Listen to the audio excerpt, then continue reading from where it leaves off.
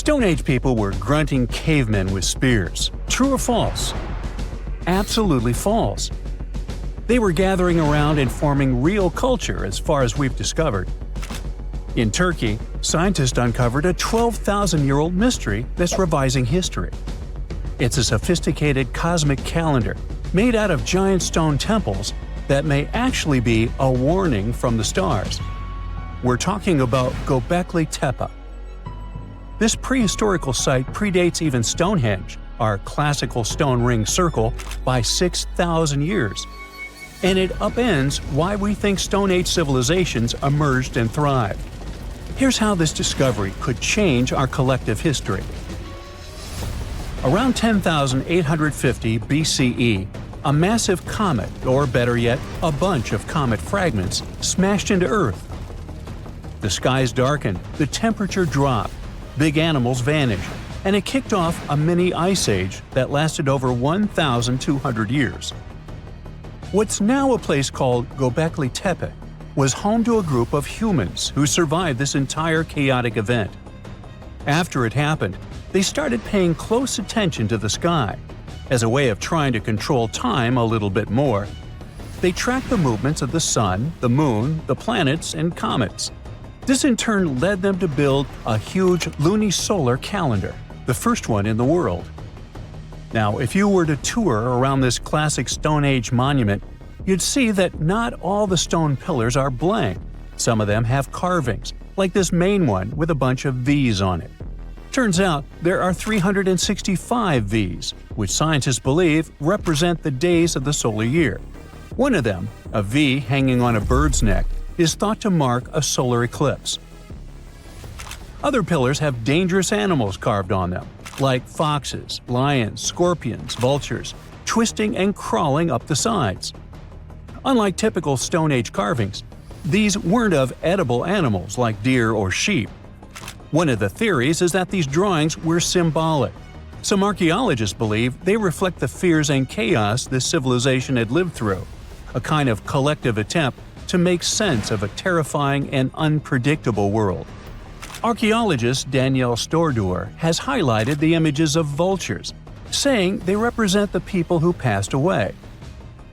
In some ancient cultures, vultures were believed to carry the souls of the deceased into another realm. She's seen similar symbols in ancient sites nearby. To understand why this all makes sense, we need to dig deeper into the real purpose of this site. Göbekli Tepe was discovered in 1994 by German archaeologist Klaus Schmidt, who realized that the hill in southeastern Turkey wasn't just another Neolithic mound. Underneath it, his team uncovered massive stone circles supported by pillars weighing up to 20 tons. Radiocarbon dating puts the site at around 12,000 years old, making it the oldest known ceremonial structure ever built. I mean, it predates the Egyptian pyramids by over 7,000 years. This discovery shocked the archaeological world. At the end of the Ice Age, humans were supposed to be nomadic, surviving off wild plants and animals, not building sacred complexes with symbolic art, and giving birth to what we now classify as civilization. We usually think civilization starts with farming, then villages, then crops. But this site suggests something more surprising. Early humans may have come together not to grow food, but to worship. Schmidt found no signs of homes, hearths, or permanent settlement, just stuff used for rituals and gatherings. This has led researchers to believe that spirituality and communal rituals came first and that farming followed. Because to build something this massive, you'd need hundreds of people working together, which in turn would have sparked the need for food, organization, and social structure. In other words, the temple came first, then the village, then the farm. Now, Göbekli Tepe isn't just stirring debate because it's old. It's because it seems too advanced for its time, and that's where the more controversial theories start to emerge. Some researchers believe the builders of Göbekli Tepe weren't simply primitive hunter-gatherers experimenting with stone tools. They may have been the inheritors of ancient knowledge, remnants of a much older civilization that existed before the end of the last ice age. This idea ties into the Younger Dryas impact hypothesis, a theory that a comet struck Earth around 10,850 years ago, triggering a sudden and catastrophic climate shift. According to this view, the survivors of that event passed down their knowledge through symbolism, architecture, and oral tradition. And Göbekli Tepe could be one of the earliest attempts to preserve that memory. Now, if that's true, then the carvings at this site, especially the animal symbols on the pillars, aren't just decorative. They could be astronomical codes, tracking constellations and celestial events. But one pillar might hold the biggest secret of all. It's called the Vulture Stone, and it's freaking archaeologists out. On it, you'll find a strange combination of figures: a headless man, birds, and a scorpion. To the untrained eye, it might seem random, but some researchers believe these are ancient representations of constellations, like Scorpius among them, and that the headless man symbolizes a mass extinction event. Some even argue that this is the oldest known record of a comet impact, the one that triggered the Younger Dryas. And if you're wondering who this older lost civilization might have been, they are called Atlantis, or more neutrally, Civilization X. Theorists like Graham Hancock suggest that this advanced culture, destroyed in the chaos of the comet impact, passed fragments of its knowledge to survivors around the globe. In that case, Göbekli Tepe wasn't the start of civilization, it was the restart. Now, back to the stones. Pillar 43 may look like a celestial calendar at first, but when archaeologists recreated the sky patterns encoded in its carvings, they found a precise snapshot of the sky dating back over 13,000 years. It appears to show a meteor shower, a flood, and humanity's tragic end, aka the Headless Man.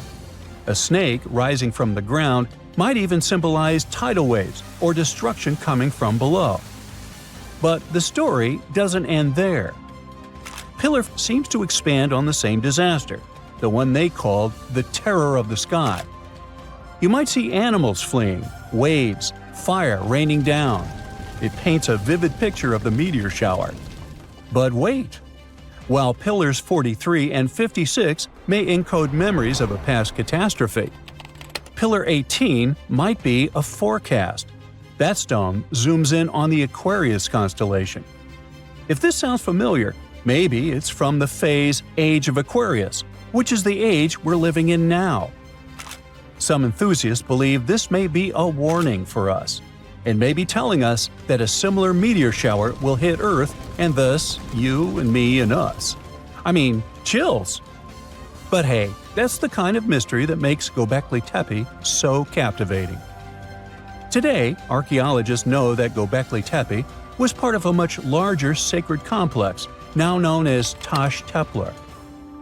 A network of ancient sites across the region, each with its own secrets and structures, but connected by shared patterns and motifs. In 2019, excavations began at this sister site, just 40 miles from Göbekli Tepe, known as Karahan Tepe. And here's the twist. Some researchers believe Karahan Tepe might be even older. Unlike Göbekli Tepe, which appears to have been primarily ceremonial, Karahan Tepe has signs of domestic structures like walls, tools, and perhaps even homes. And that changes everything. Because whether these sites were the work of highly sophisticated hunter-gatherers or survivors carrying the fragments of a lost pre-Ice Age civilization, one thing becomes clear. Our ancestors weren't just surviving. They were planning, tracking, and predicting. They were far more capable, curious, and connected to the universe than we ever gave them credit for. About 14,000 years ago, some super-skilled builders from another planet landed on Earth. Their mission was to help build a massive stone complex with perfectly interlocking blocks. They used some advanced technology, centuries ahead of their time, and once the job was done, they disappeared without a trace. This is not a sci-fi plot, but one of the theories trying to explain the mystery of Puma Punku. Scientists don't officially accept it, but they still don't know for sure how, when, and who built this impressive construction. Puma Punku is part of the ancient city of Tiwanaku, near Lake Titicaca in Bolivia. Tiwanaku is an important place in Inca traditions. They believed it to be the place where the world was created. Historians believe Puma Punku was built around 536 AD. The first Europeans discovered it in the middle of the 16th century. At the heart of Puma Punku, there is a huge, terraced platform filled with massive stone blocks, some as big as a school bus. The largest one weighs a jaw-dropping 131 tons. That's heavier than 20 elephants. Even the smaller rocks are as big as a couch. Archaeologists believe there were at least 5 big gateways, as well as several smaller ones that may have been part of a grand monument. The site is built using 2 types of stone, red sandstone and andesite, which is one of the hardest rocks on Earth. The 8-shaped blocks of the construction fit together like puzzle pieces. They all look the same, as if they were mass-produced in a factory. But that should have been impossible for an ancient civilization. Even the smaller rocks are as big as a couch. These blocks were carved with precise holes and grooves to fit together. Builders made perfectly straight lines, cut identical angles, created smooth surfaces, and drilled holes. Some scientists believe they may have used advanced techniques, but there's no record of the tools they used. It took another 1,000 years before other civilizations could match this level of precision. One of the biggest mysteries is how these enormous stones were transported. Puma Punku sits high up in the mountains at 12,600 feet above sea level. So high that even trees don't grow there. The builders didn't have wheels, cranes, or modern machines, yet somehow they moved these heavy blocks miles from their original locations. Some scientists think they used llama skin ropes and ramps, but no one really knows for sure. The most commonly accepted version is that the Tiwanaku civilization, which thrived in the region between 500 and 1000 CE, built this impressive site. The complex was enormous and had many different areas. A western court, a large open area in the center, and an eastern court that was surrounded by walls. Long ago, it must have been incredibly beautiful, with polished metal plaques shimmering in the sunlight, brightly colored fabrics and ceramics decorating the buildings, and people in elaborate costumes walking through the plaza. But something doesn't add up here, as the Tiwanaku people never wrote down how they built Puma Punku. They would have probably left some clues if they had accomplished something like this. Plus, the Tiwanaku people didn't have the high-tech equipment needed to carve and move giant stone blocks with perfect precision. The architectural historians who first studied the place professionally concluded that a hammerstone couldn't have done such a fine job. They found no metal tools that were used in the construction process. That's why they suggested they might have used some unconventional tools the historians didn't even recognize as tools. There's a theory that these ancient builders might have had a way to soften stone to make it easy to carve before it hardened again. Or maybe they poured liquid stone into molds, just like we make concrete today. If it's true, this would mean an advanced civilization existed in South America long before we thought. Some researchers even think it had to do with the theory of Atlantis, or other lost civilizations that may have had immense knowledge before a global catastrophe wiped them out. Local legends say that powerful deities used incredible powers to lift and shape the massive stone blocks. And some people believe Puma Punku was so advanced that the builders must have had help from visitors from outer space. The perfect cuts and massive stones look like something from modern construction. The supporters of this theory also say that some carvings at Tiwanaku show figures wearing helmet-like shapes, so they could be left by space travelers. Scientists from the University of California, Los Angeles, decided to officially debunk this theory. They created a digital model of Puma Punku using super precise measurements from historical records. Then, they used a 3D printer to make a miniature version of the site at 4% of its original size. Once the pieces were printed, the team sorted them by size, shape, and design, like a giant puzzle. They noticed that some blocks had special grooves for holding metal clamps, and others had ornamental carvings. When they finished their model, they realized one of the buildings had a very familiar design. It looked just like structures from two nearby sites. This was solid proof that Puma Punku was built by humans, not visitors from outer space. Over the centuries, people stole stones from Puma Punku and moved them around. This made things even more confusing for archaeologists. UCLA team created a digital archive, so researchers all over the world can now study the site without traveling to Bolivia. So maybe we'll hear about the new twists in this mystery soon. Another construction from the past that still impresses us with extreme precision is the Serapeum of Saqqara, a burial place built around 3,000 to 3,500 years ago. A French scientist accidentally discovered it in 1850. Inside the Serapeum, he found a long underground hallway.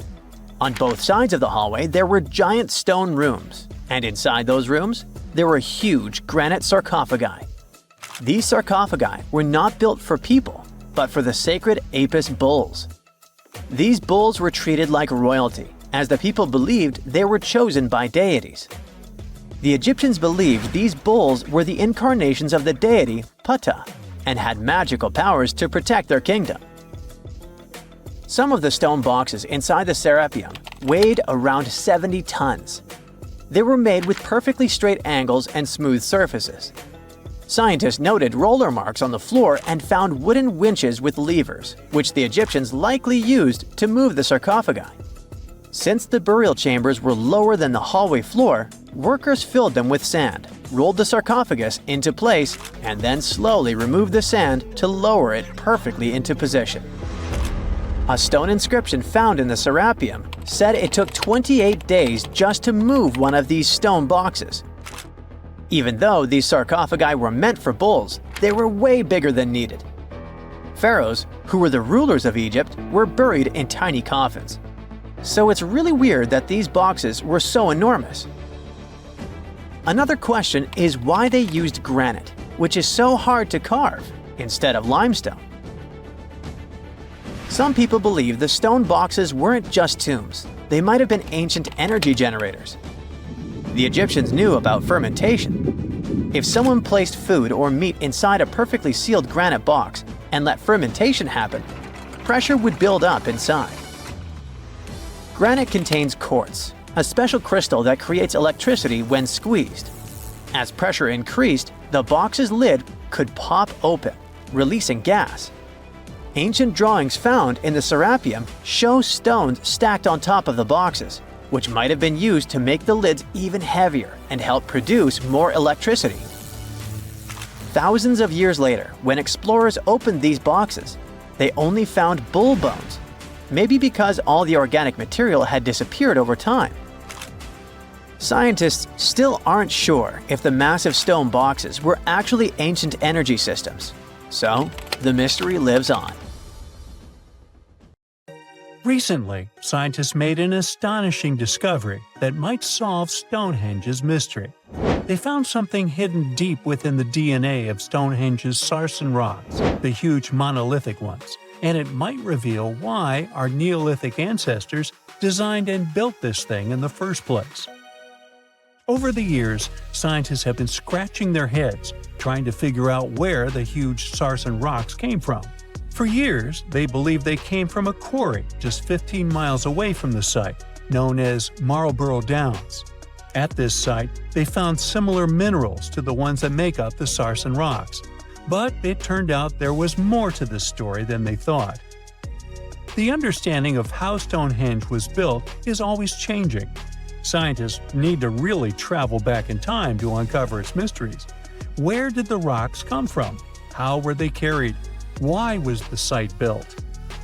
You see, the Stonehenge site, located at Salisbury Plain in England, is made up of two main types of stone. There are the super heavy sarsens and the lighter and smaller bluestones. The sarsens each weigh about 25 tons. That's as much as 3 African elephants stacked together. The heaviest sarsen stone, called the heel stone, weighs 30 tons all by itself. Together, the sarsens make that iconic outer ring circle. Inside that circle, that's where you'll find the bluestones. The naming might seem a bit misleading since they're not really blue. They have a bluish tinge to them when they are freshly broken, hence the name. These smaller rocks probably came from the Preseli Hills in southwest Wales, which is about 150 miles away from Stonehenge. They're a bit lighter than the sarsens, but still pretty heavy.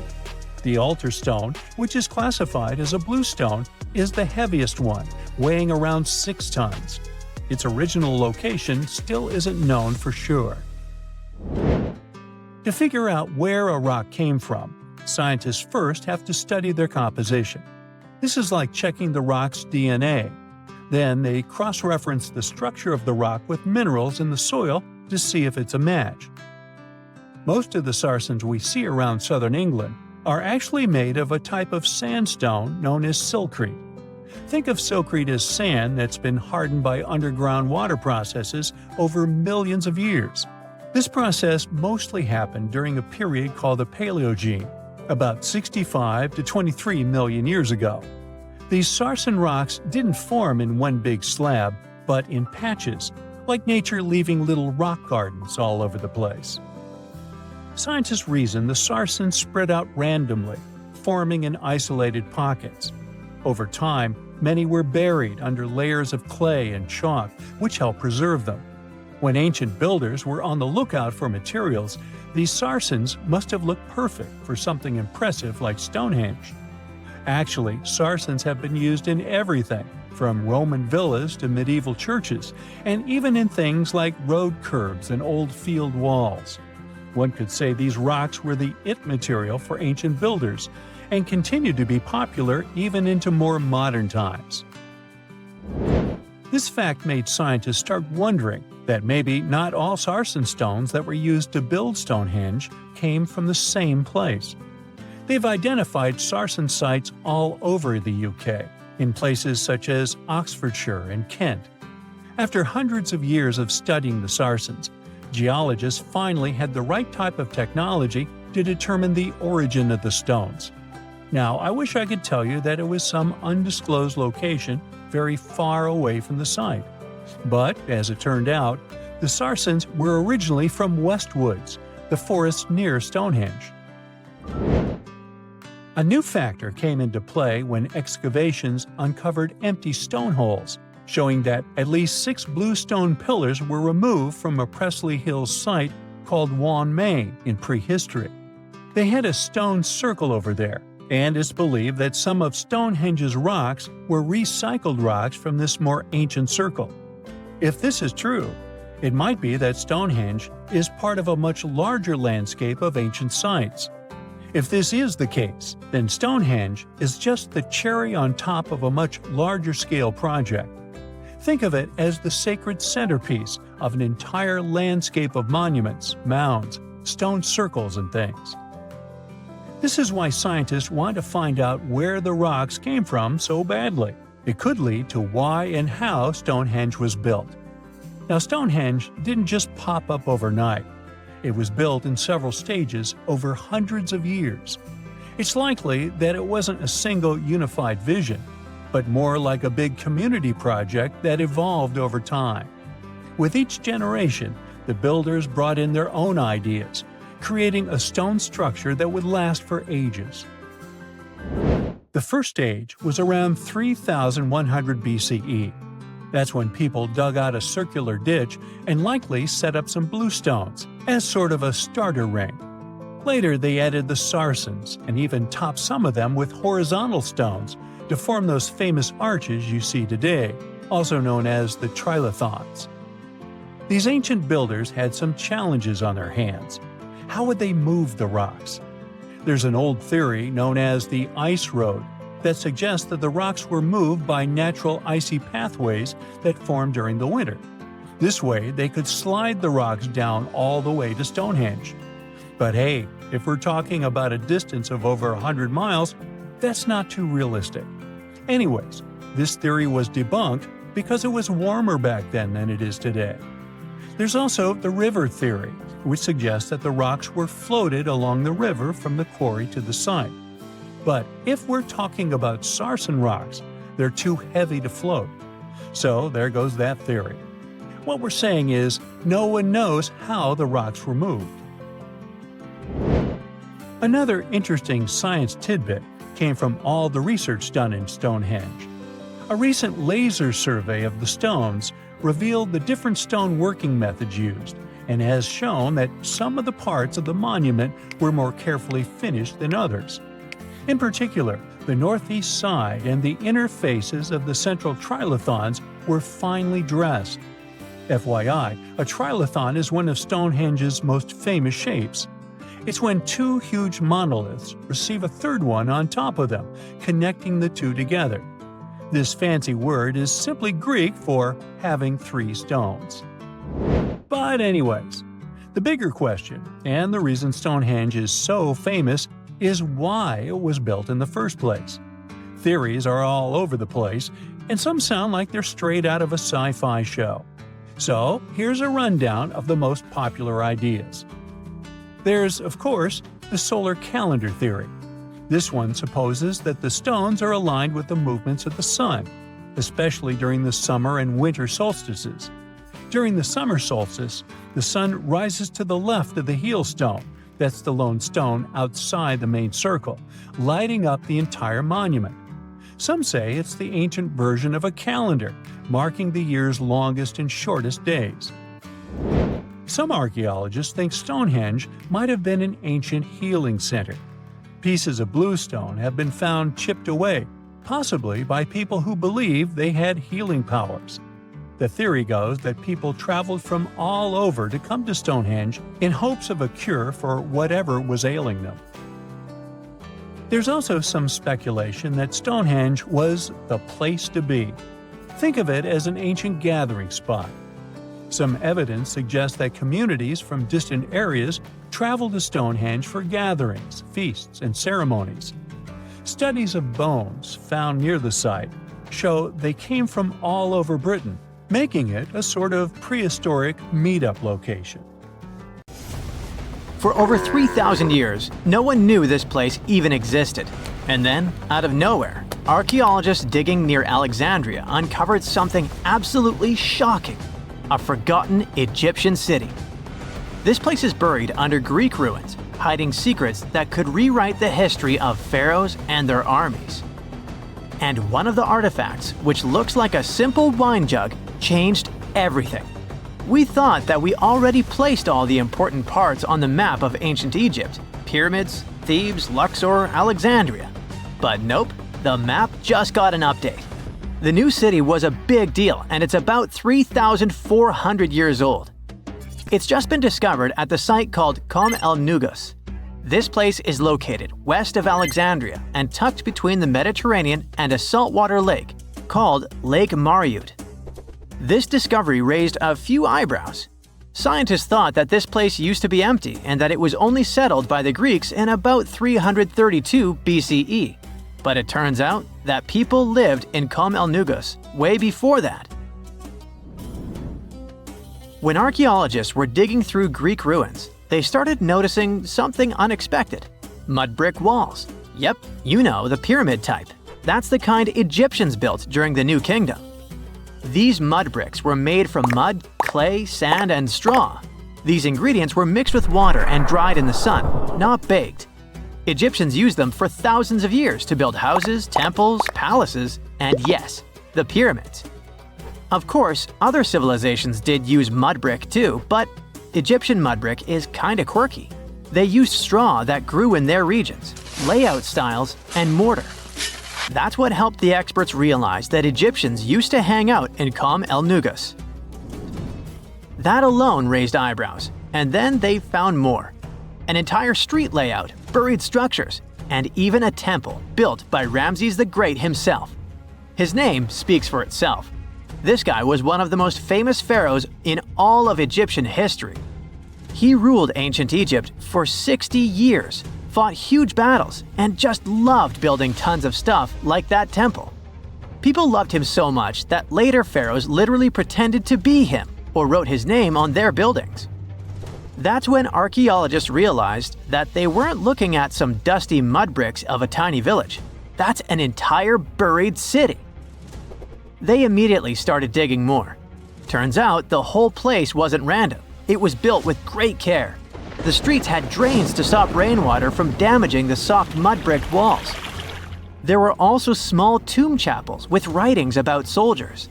This suggests this place might have been the military base, and that changes a lot. In ancient Egypt, when the military showed up, there must have been a reason. So what was it? Protection? Conquest? Control of something important?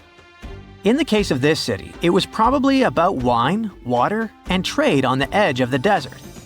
What's even crazier is that we still don't know just how big it was. The team has only uncovered part of it so far. There could be fortifications, warehouses, administrative buildings, or even more religious or royal structures waiting underground. We also don't know what this town was called in ancient times. That name is still buried, but it might be uncovered someday, maybe inside a wall, maybe on a scroll, maybe on another broken jug. One of those already turned out to be a mind-blower. A chunk of a ceramic jar, called an amphora, had a royal seal pressed into it, and that seal bore the name Meredaton. Princess Meredaton wasn't just anyone. She was the eldest daughter of Queen Nefertiti and the older sister of King Tutankhamun. Yes, that's right. Both Nefertiti and King Tut were involved here. All that was about a century before Ramses the Great built one of his temples here. Looks like the city was founded back in the days of another pharaoh, the pharaoh Akhenaten, husband of Queen Nefertiti, father of Princess Meredaton, and future king Tutankhamun. That guy, Akhenaten, was a bit of a wild card. He was the type who really gets weird about one of his interests. He tried to completely change Egypt's religion, forcing everyone to worship the sun disk called Aten instead of the usual deities. He basically told all Egypt that all their mythology was wrong, and from now on, there will be no more Osiris, no more Thoth or Set. Just raw sunlight only, people.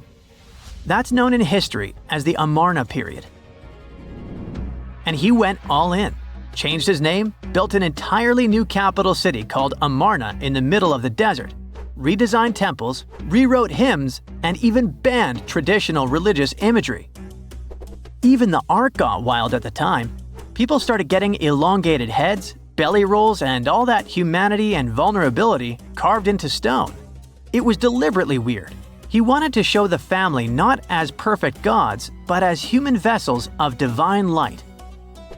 Everyone had to awkwardly smile and play along because he was the pharaoh after all. The wackiest part is that after his rule, his son, Tutankhamun, reversed all the sun disk-related stuff.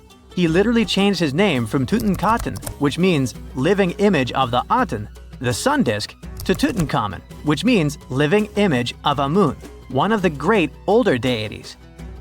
King Tut brought back the old deities, reopened the temples, and erased as much of Akhenaten's legacy as possible. Looks like his family didn't really like the sun cult after all. Meanwhile, this discovered wine jug shows that the city was probably active, thriving with life during Akhenaten's times. That's huge. Up until now, there was no clear evidence that his radical ideas and projects extended all the way to the north. The jug also shows that vineyards and wine production reached all the way to the north in ancient Egypt. Wine really was a huge deal, worthy of placing a military base here. Princess Meredaton most likely used this jug. Just like with her brother, she was born into the sun and named after it. Her name, also spelled Meritaten, meant beloved of the Aten. As the eldest daughter of Pharaoh and his queen, born right into the middle of radical religious changes, she was raised to perform the future queen's duties. From her earliest years, she walked in temples alongside her mother Nefertiti, shaking the sistrum in solemn rituals. She was there when Akhenaten established his capital city, Amarna. He clearly loved his family. Meritaten's face was etched into its stone walls more than anyone else. In every temple, in every sacred scene, her figure appears, revered. Things get foggy in history after her father passed away. The throne wobbled. King Tut was very young, only 9 years old when he had to take new duties. Meritaten seemed to have been a brief step between her father and her younger brother. She married someone called Smenkhkare. History isn't even sure who that mysterious man was. Could have been a puppet, a phantom king in a crumbling dynasty. May have even been her brother. Whatever the truth was, these two took power and ruled together for a while. Meritaten got the title of the Great Royal Wife, a title of immense power. But Smenkhkare was a very short-lived ruler. He passed away just in about a year. There are some speculations among historians that Meritaten was the actual ruler, the informal female pharaoh, because her brother was too young. Some theories say that she raised Tutankhamun and became a sort of queen regent, mentoring the child who would be used to restore the old order. But all this is unconfirmed. It's very hard for historians to find information about that time because the Amarna period was later condemned. The successors wanted to wipe away Akhenaten's heresy and everything attached to it. This included Meritaten. So even if she ruled, even if she mothered Tut, they tried to bury her in the sands of history. In any case, perhaps this new uncovered city will tell us more about the mysteries of the Amarna period, one of the most chaotic periods of ancient Egypt.